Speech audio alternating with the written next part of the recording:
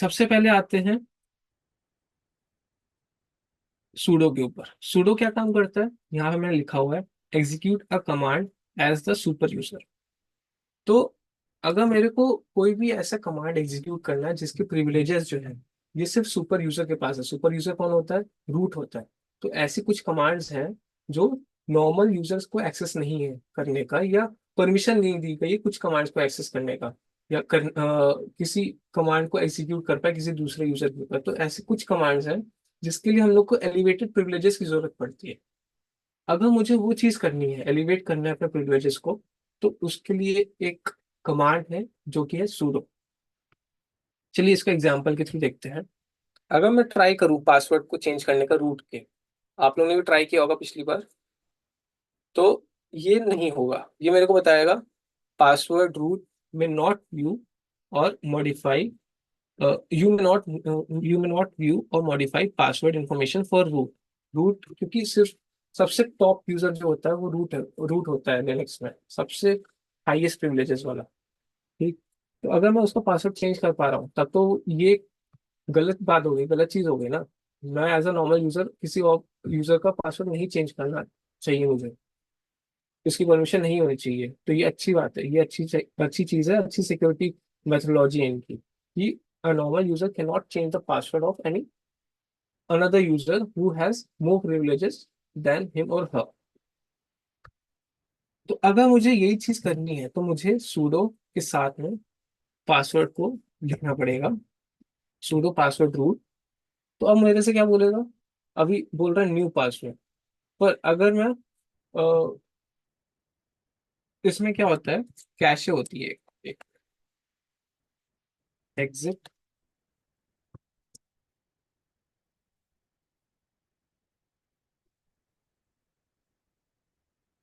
अगर मैं pseudo password root करूं तो मुझसे अभी डायरेक्टली ये न्यू पासवर्ड पूछ रहा है। पर होता क्या है कि यहाँ पे हमसे पहले अंश का जो यूजर पासवर्ड है वो पूछेगा। बट इसमें क्या है, नॉर्मली तो वही होता है, बट अभी क्या है यहाँ पे मुझसे डायरेक्टली वो न्यू पासवर्ड पूछ रहा है। ओके। तो चलिए ठीक है, यहाँ पे न्यू पासवर्ड डाल सकते हैं, रूट का अब लोग अब इजीली चेंज कर सकते हैं रूट का पासवर्ड। पर क्यों कर पा रहे हैं हम लोग ये चीज, क्योंकि हम लोग ने सूडो कमांड को यूज किया था। तो सूडो कमांड ने हमें एलिवेटेड प्रिविलेजेस दी कि हम पासवर्ड जो है वो किसी दूसरे यूजर का चेंज कर पाए। All right. इसके अलावा एक और एग्जांपल चलिए मैं दिखाता हूँ आपको। जैसे एक फाइल होती है कैट etc शैडो करते हैं अगर, शैडो फाइल जो होती है ये सिर्फ इसका एक्सेस होता है, रीड करने का एक्सेस होता है सिर्फ रूट के पास, क्योंकि इसके अंदर हमारे पासवर्ड्स वगैरह स्टोर होते हैं। और अगर नॉर्मल यूजर अगर इसको कैट कराएगा तो मेरे को बोलेगा परमिशन डिनाइड। ठीक। अब ये परमिशन डिनाइड बोल रहा है मेरे को, बट मेरे को अगर still if I want to see this file in my terminal, then I have to elevate my privileges. मेरे को अपने प्रिविलेजेस जो है वो एलिवेट करने पड़ेंगे, यानी कि इंक्रीज करने पड़ेंगे। To elevate the privileges, what do I need to do is to use sudo command। Why? Because sudo is providing me the elevated privileges, those privileges that are only uh, used by those selected users which have the tendency to control the whole Linux operating system, such as root। Root जो है उसके पास पूरे operating system को manage करने के rights है। तो उसके पास सारी की सारी परमिशंस होती हैं। बट आई, लाइक अंश being the normal user in the operating system, can not use those privileges because he can miss use those privileges. यानी कि अगर मेरे पास अगर प्रिविलेज है पासवर्ड को चेंज करने का किसी दूसरे यूजर के, तो मैं तो पासवर्ड को चेंज करता रहूंगा उनके यूजर्स का, दूसरे यूजर्स का, और फिर उन यूजर्स का एक्सेस भी ले लूंगा ऐसे धीरे धीरे करके। तो ऐसा, तो to maintain the security posture, ये कुछ प्रिविलेजेस, सेट ऑफ प्रिविलेजेस दी होती हैं हर एक यूजर को। Now if I want to see the etc shadow file through the normal user, I need to again perform the same thing with the sudo command, sudo cat etc shadow। इसका use करके हम लोग इसका use करके हम लोग directly shadow file को read कर सकते हैं।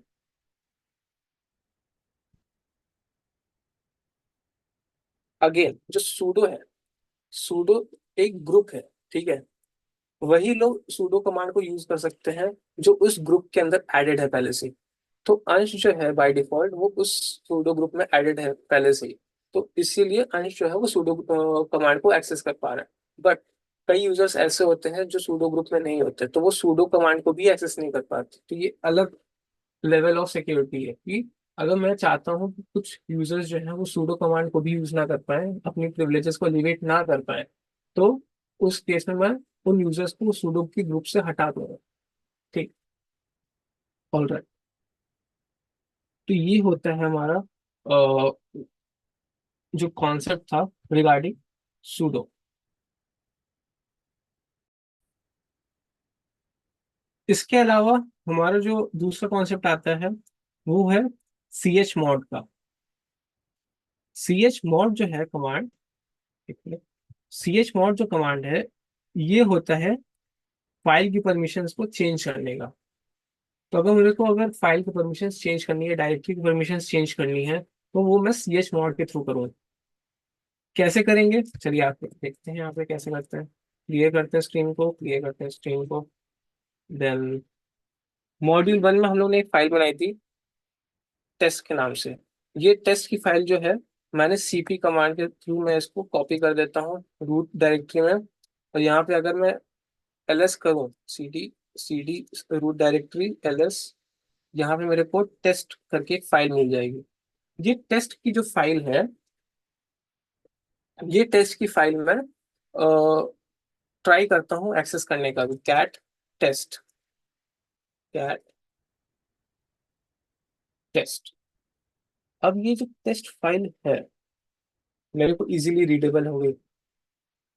अगर मैं अपने रूट यूजर पे जाता हूँ और उधर से मैं अपने रूट डायरेक्टरी पे आता हूँ, ls करता हूँ, ls-l टेस्ट करता हूँ, तो यहाँ पे आप चेक करोगे तो इसके परमिशंस है कुछ। मैंने आपको पहले ही बताया था, इसको हम लोग बाद में डिस्कस करेंगे, तो अब हम लोग डिस्कस कर रहे हैं इसको। तो रूट रूट देख रहे हैं आप, ये जो रूट है, ये रूट है ओनर, इस फाइल का ओनर कौन। ये जो रूट है ये इस फाइल का ग्रुप है कि इस ग्रुप के लोग जो हैं इस टेस्ट फाइल को एक्सेस कर सकते हैं। अब इस ग्रुप में मेरे को लोगों को ऐड करना पड़ेगा अगर मैं चाहता हूँ कि उनको ये एक्सेस करवाना है कि नहीं। यहाँ पे आप देखोगे ये परमिशन है, ये परमिशन जो है RW और हाइफन, ये परमिशन है हमारी ओनर की। देन आप देखोगे ये जो इसके बाद की जो परमिशन है R हाइफन हाइफन, ये परमिशन है ग्रुप की, यानी कि ये ग्रुप ओनर कौन है, ये रूट। रूट की परमिशन रीड राइट की है। ग्रुप की परमिशन क्या है, रीड हाइफन हाइफन। और ये जो इसके बाद की जो R हाइफन हाइफन है, ये है अदर्स की, जो अदर यूजर्स, ये उनके परमिशन है। नाउ अब यहीं पे खेल आता है सारा परमिशंस का। तो अगर मेरे को परमिशंस देनी लेनी है तो उसके लिए सबसे एक इम्पोर्टेंट कॉन्सेप्ट आता है ये परमिशंस। तीन टाइप की होती हैं परमिशंस, दो और भी होती हैं बट अभी मैं तीन को ही डिस्कस कर रहा हूँ, all in all. Read, right और एग्जीक्यूट। सबके डेसिमल नंबर भी होते हैं, वो तो मैं दिखाता हूँ अभी। 4, देन 2, देन 1। 4, 2 एंड 1। अगर मैं इनका टोटल करूँ तो क्या आएगा टोटल, ये बहुत इंपॉर्टेंट है, ये आपको समझना पड़ेगा। 4 + 2 + 1 कितना आएगा, 7। ये 7 जो है ना, ये 7 के ही नंबर पे सारी परमिशन रिवोक या फिर प्रोवाइड करी जाती है किसी भी यूजर को। मान लेते हैं अगर मैंने किसी को परमिशन देनी है, परमिशन देनी है अगर, if I want to give a permission of read plus write, then for that I need to give the decimal number of 6. Why 6? Because 4 + 2 is 6. If I want to give the permission of write plus execute, to any of the user. And in that case, my total would be 3. Why? Because 2 plus 1 is 3. And these two permissions would be given to that respective user. Then if I want to give the permission of read and execute, let me tell you here, read plus execute. Then in that case, 4 plus 1, 5. The decimal number 5 would be used. And the other combinations if you want to create, I don't think so any other combination like read, write, execute can be there, or write, execute already we have discussed. So these are the combinations of other decimal numbers. In decimal numbers का आप combination use करके किसी भी user का privileges दे सकते हैं, permissions दे सकते हैं या उससे ले सकते हैं. ये कैसे करना है अब इसके लिए हम यूज करेंगे chmod का कमांड. chmod का कमांड होता है चेंज फाइल परमिशन, फाइल या फिर डायरेक्टरी कुछ भी.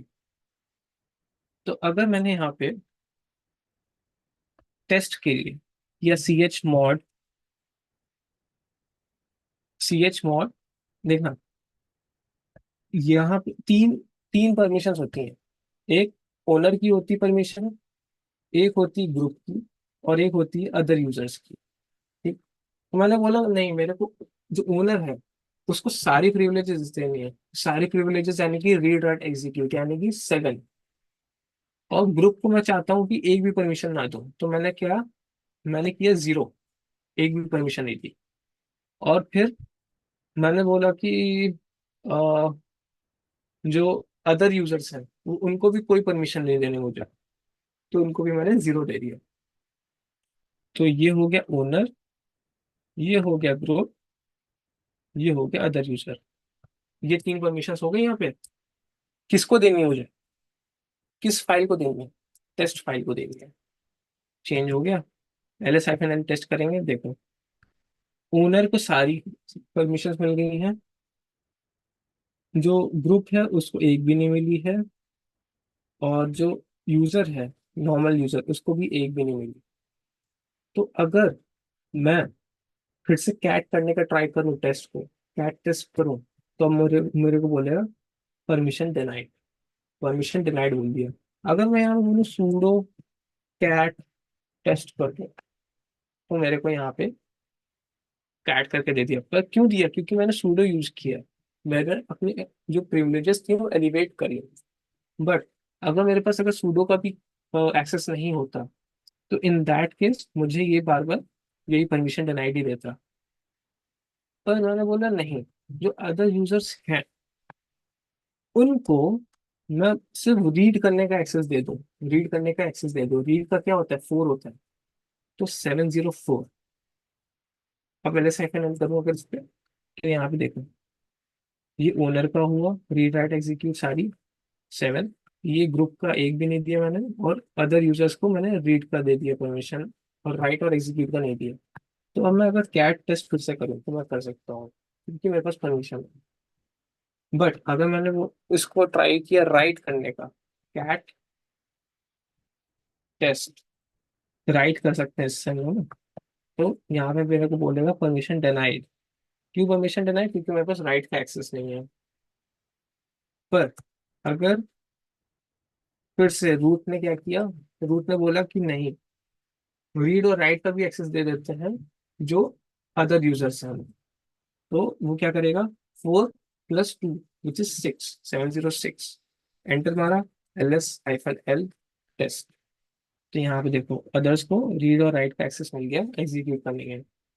अब यहाँ पे अगर फिर से ट्राई करूँ कैट टेस्ट करने का, तो मैं यहाँ पे कर सकता हूँ आराम से. यहाँ पे लिखा कि user Ansh has written the file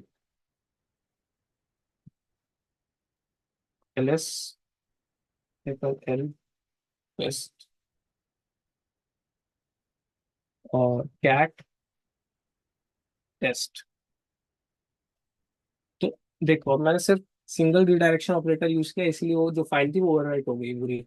and जो मैंने लास्ट में लिखा वो यहाँ पे दिख रहा है. तो इस तरीके से हम लोग परमिशन जो है वो रिवोक करते हैं या प्रोवाइड करते हैं किसी भी यूजर को. All right. अब आता है CHOWN, यानी कि चेंज ओनर। चाउन नहीं है ये, चेंज ओनर है। Change file owner and group. इस देखो, अब मैंने यहाँ पे आपको दिखाया कि इसका ओनर जो है वो रूट है, और जिसका ग्रुप है वो भी रूट है। मेरा मन आया, रूट का मन आया कि इसका जो ओनर है ये चेंज होना चाहिए। यानी कि उसने बोला कि नहीं, इसका जो ओनर है वो अंश होना चाहिए। तो अंश को ओनर रखा, और अंश का ही ग्रुप रख दिया। ठीक। किसके ऊपर? टेस्ट फाइल के ऊपर।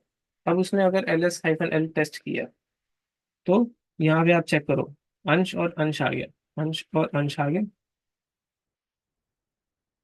अगर रूट ने क्या किया, chmod 700 कर दिया टेस्ट के ऊपर,